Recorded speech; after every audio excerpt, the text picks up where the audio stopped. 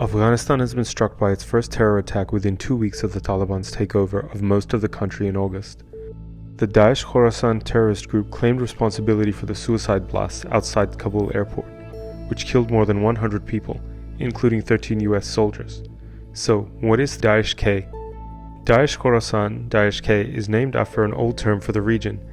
It first appeared in eastern Afghanistan in late 2014 and quickly established a reputation for unusual cruelty, even by the standards of the Afghan conflict.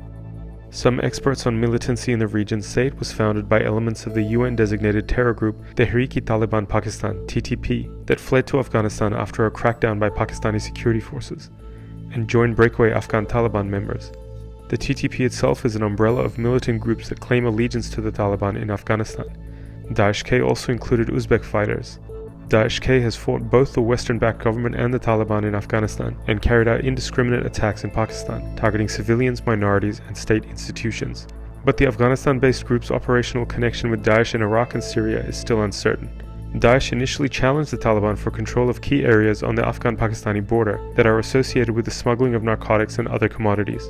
The Taliban had written to Daesh leader Abu Bakr al Baghdadi, warning against a parallel insurgency in Afghanistan. Daesh-K also carried out a series of suicide bombings in Kabul and other cities, targeting both the government and foreign troops. Clashes between the Daesh and Taliban resulted in the displacement of thousands of Afghans.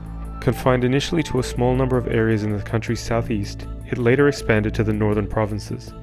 Among the terror group's recent targets were a Sufi mosque, electrical pylons, and fuel tankers, as well as minority Shia Hazaras in Kabul. Over the years, several leaders of the group, including former Afghan Taliban and TTP leaders, were killed or arrested. In April 2017, a US cargo aircraft dropped a 9,000-kilo bomb, known as the Mother of All Bombs, or MOAB, on a cave complex linked to the Daesh-K in Achin district in eastern Afghanistan. It was the largest conventional bomb in the US's arsenal.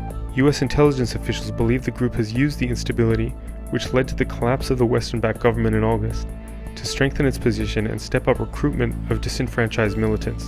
They warned of an imminent attack by the group 2 days prior to the blasts. The blast also came the same week that the Taliban released 900 people suspected of links with Al-Qaeda and Daesh.